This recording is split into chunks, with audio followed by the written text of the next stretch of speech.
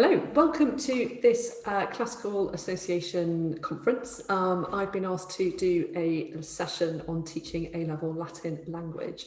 And so, without further ado, I'm going to share my screen, show some slides, and I'm aiming to speak for round about 30 minutes, with any luck, just under.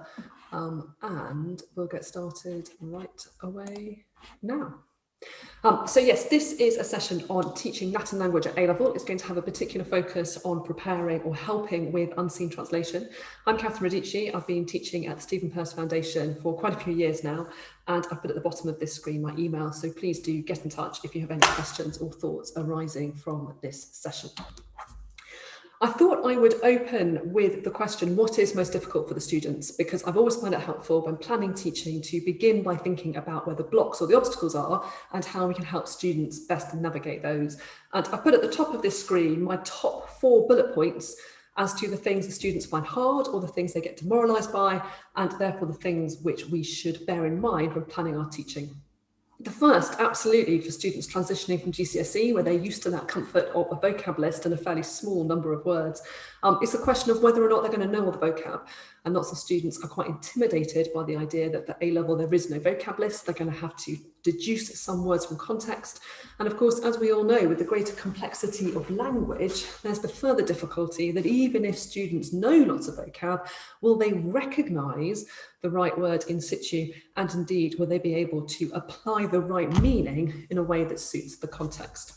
The second massive difficulty, particularly with prose, is why the Latin sentences are so long, and lots of students kind of feel they just don't know where to go with them, too many words to handle all at once. The third major difficulty, I think, are case endings, and that's particularly so when it comes to verse unseen, when students, of course, have to piece together words which might be quite disparate in the sentence, but are in agreement. And then the final bullet point is the old kind of lament, and certainly one that I used to feel when I was a student myself at A-level, that often these passages just don't seem to make any sense at all.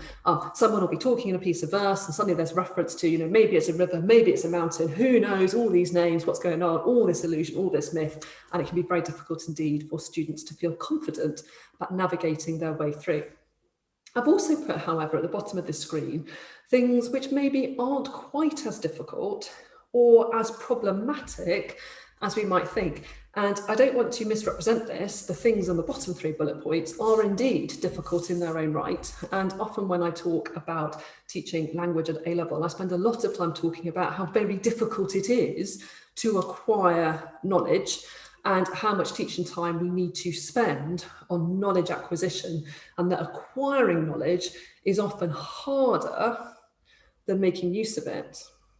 But what I wanted to say is that if we think about those 3 bullet points, acquiring the rules of sequence, reciting grammar tables in isolation, vocab list, vocab tests, i.e. we've learnt all this vocab, amo, amara, what does it mean? Love, the test just expects a regurgitation of information exactly as it was on the vocab list page. Those 3 things, if we spend too much time focusing just on those in isolation, we run the risk of missing the fact that what is most difficult of all is not acquiring knowledge that is static, but acquiring knowledge which is dexterous and flexible. Because if I say to my students, right, what's the future of ammo? And they all merrily go, amarbo, amarbis, amarbit, that's a quite unthinking sort of recall. And the bit about language that is really, really hard isn't just the acquiring of that static knowledge, it's realizing that we're going to have to flex it about, interpret it, manipulate it when we deal with words in context. And therefore, a lot of what I'm going to say today is going to deal with trying to make sure that knowledge acquisition isn't static, but flexible, and that students are practicing as they build their knowledge, building it in a way that is going to be most useful when they come to the interpretive decisions that are necessary for translating unseen Latin. So I thought I'd go through each of my 4 key areas of difficulty. We've got a slide each, and then I will wrap up for this particular session. And the first one is dealing with vocab. And as I said a moment ago, knowledge acquisition, absolutely central. And I am absolutely an advocate of the weekly vocab test. If we don't drill and drill and drill and drill and drill every single week, that knowledge will not be built. But I think it's very important that the weekly vocab tests are more than just a recognition or a regurgitation of, here is this word unused on a vocab list. Because if we just deal with the word unused on the vocab list, it's in that static entity that I spoke about a moment ago.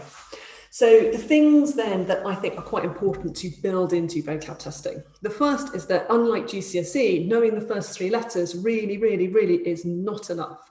And it's particularly not enough when dealing with verbs, because as we all know, those three different stems of the Latin verb can be really very different from each other.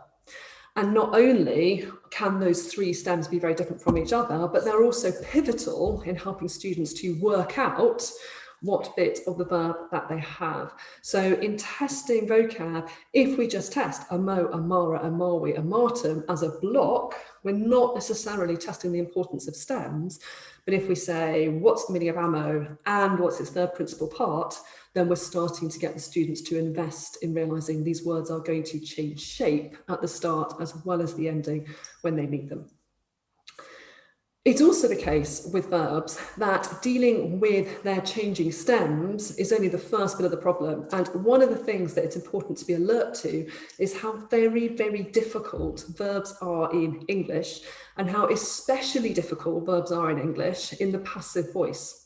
And they're difficult in English because we are very word heavy. And what that means is, whereas when learning a noun, pecunia means money, there you go, always does. When learning a verb, amo means love. Well, it does, except for the fact we might need to translate it as I shall love, I am loved, I was loving, to be about to love, having been loved, and so on.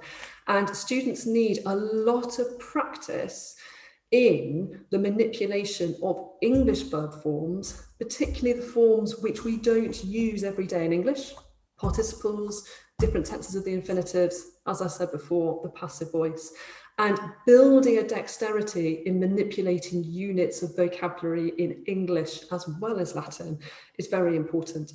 So even if we're not at the stage at the start of the lower six of students being able to perfectly translate amar wisse as to have loved, it's really worth in your vocab tests, whenever there's a verb, saying to the students, okay, if we now put that verb into the perfect passive in English, what will it look like?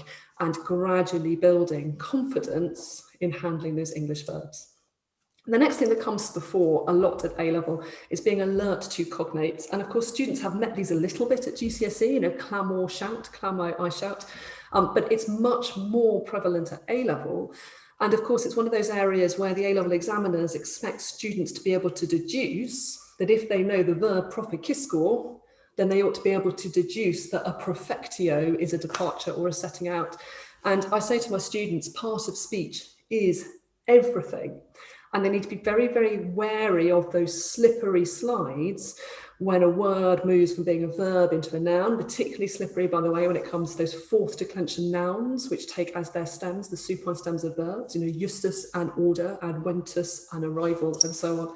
And a very, very useful thing to build into vocab tests is, first of all, to make sure the students are consciously identifying what part of speech a Latin word is, and then wherever possible, giving them a cognate and asking them to manipulate that in English. So we might test them on oro, I beg, oratio, what's that? That's the noun, so it means a begging, a pleading, a speech, and so on. The final thing I would urge everyone to consider putting into their vocab building is to remember the importance of the little words. And little words are very easy to gloss over because they sort of seem nowhere near as important as those big, chunky nouns and verbs. But in fact, they're very important, and they're very, very hard to remember. And they're very hard to remember because they're so tiny. So there's just less to latch onto. And there's a reason why at GCSE students routinely don't know the verb to go, AO, because it's just so tiny. Whereas most kids will remember apropinquo because it's much bigger and easier to latch onto. The other problem with these little words is that lots of them, particularly the pronouns and the conjunctions, have multiple different English words that might be used to translate them. So there's a reason why kids are so hazy over is, id, and it's because it doesn't equate to just one thing. It's not like that happy pairing of pecunia, money. You know, is, id, that's a word that could mean he, she, it, they, them, him, her, that, those. You know, it's got so many options that students often find it very hard to get a handle on. And therefore it needs lots and lots of practice. And that particularly applies to conjunctions, and it applies to ut and qui more than any others. And the thing is, all of these words are very, very high frequency words, and therefore the better the students know them, the more competent they'll be, or spun round. If students never really get on top of these little words, then every single passage they meet, they're going to be hammered in the face with a sense of they're things I just don't know properly, and that is going to impact on their confidence when it comes to making sensible deductions about bits of vocab that they legitimately haven't met before. Right, dealing with sentence length. Well, this is a biggie. And I had a massive kind of transformatory moment maybe 10 years ago when I suddenly realised that the way I had been taught to read Latin at school was making things harder, not easier. And I had been taught to translate Latin on the kind of jumping around method, where we try and warp it into an immediately English structure by finding the verb, finding the subject, then going hunting for the object and translating those three words and then trying to fit everything else in around it. But the downside of that jumping around method, and the reason why it makes things harder, is that there is no clearly established route map. You know, if every Latin sentence did start with the subject and did end with the verb, maybe it'd be all right. But the fact is there are plenty of sentences where the subjects are not at the start, or maybe they're not there at all because it's contained within the verb. And there might be sentences where the verbs are all over the place. So this jumping around method is like going hunting every single sentence, and hunting not necessarily knowing exactly what you're going to be able to find there. And that's why I think it makes it so very hard. It also strips out of Latin the joy of the Latinate word order, and in particular the emphatic patterns that that word order creates. So I try as far as possible now to get students to read Latin in the order of the words it's been written in, because actually once we're used to doing this, it makes Latin massively easier and indeed more enjoyable. And I should say as a note of caution that if we're going to read Latin words in the order they're written, we have to be willing to inhabit a kind of middle ground of translationese, where we turn the Latin into intensely Latinate English.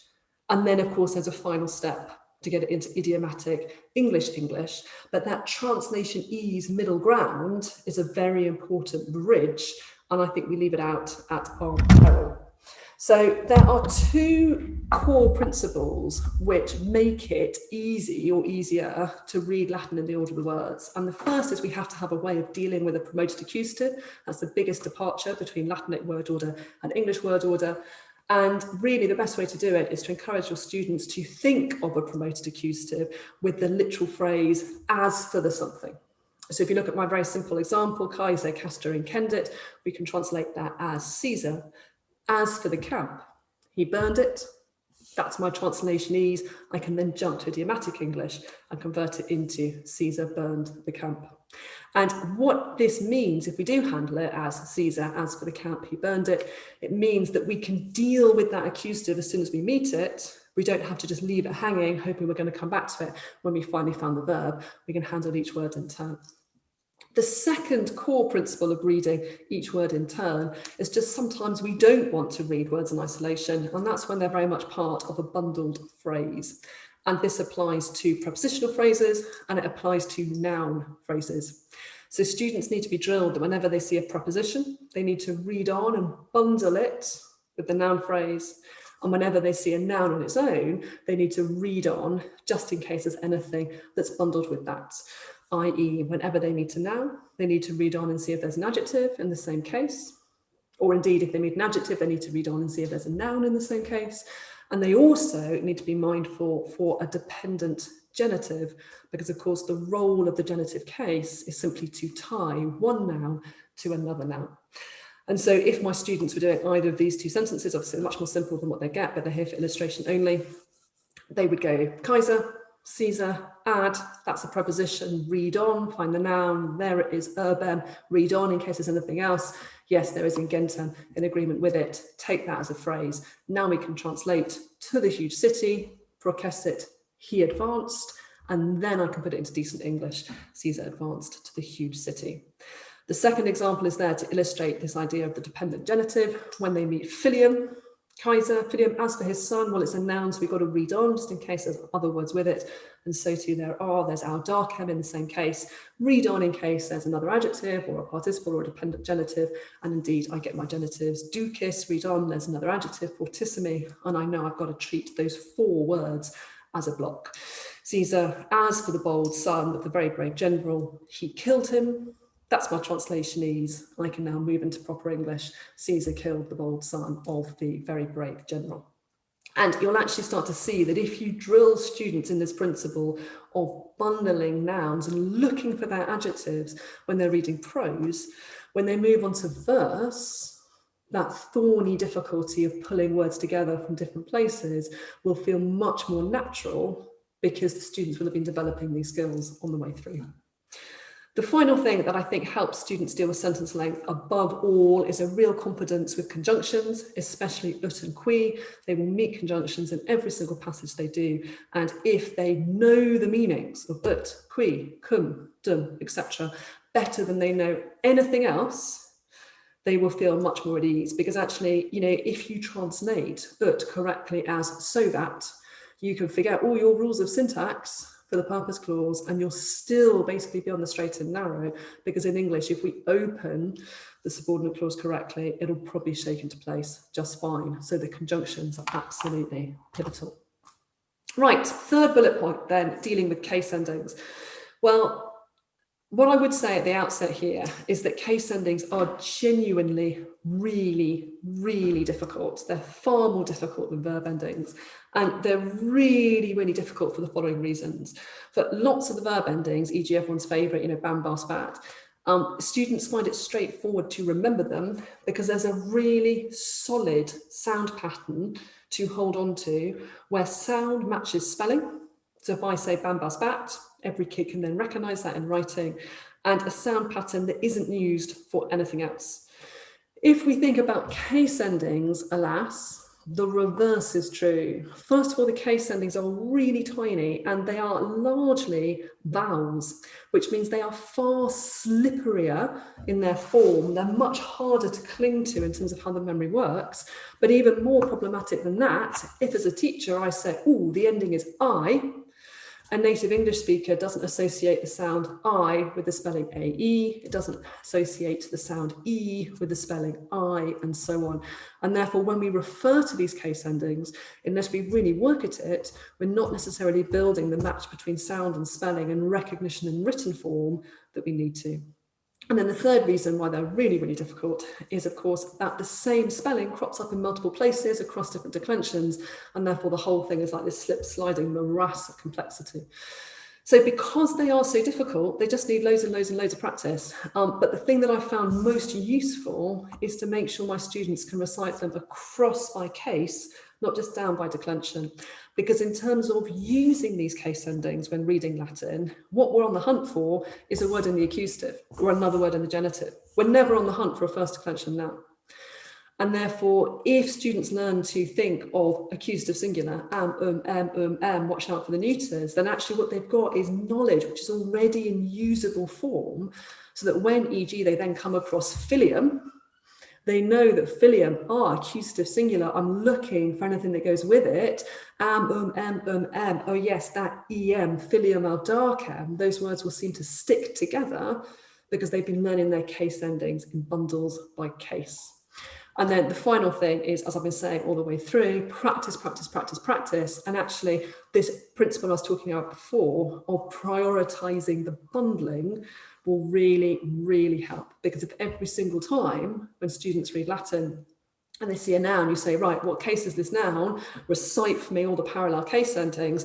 Let's go on the hunt. Is there anything that agrees with it?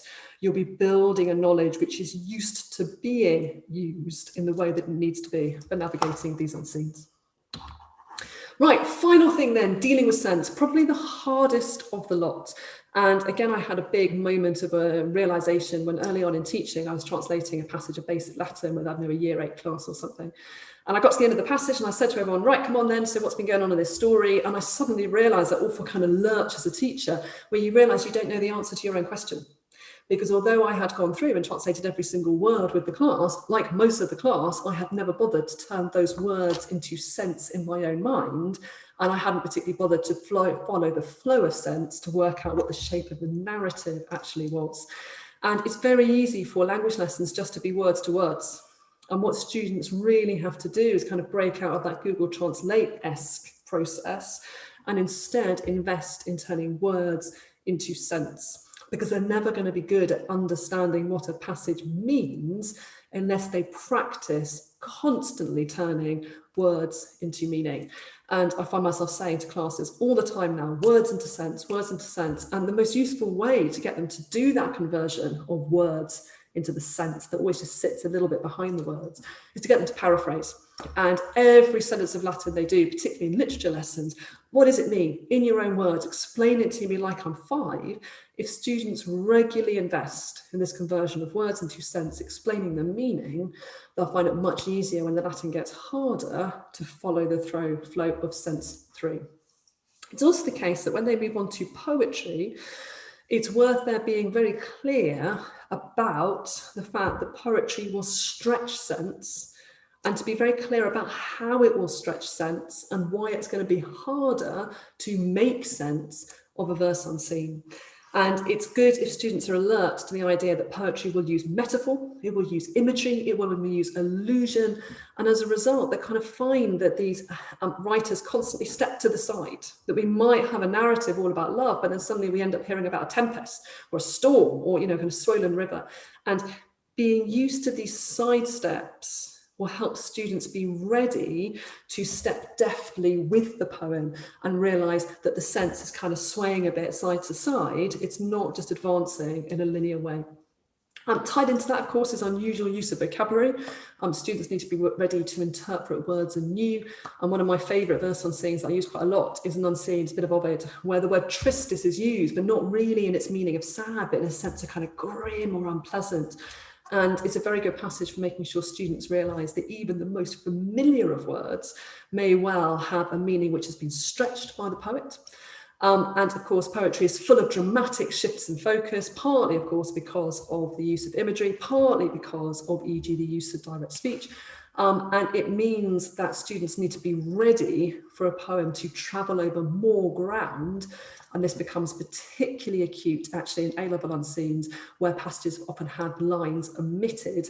And as a result, sometimes there's kind of actual jumps in sense, as opposed to kind of stretches in sense. And students should be alert that this might be the case.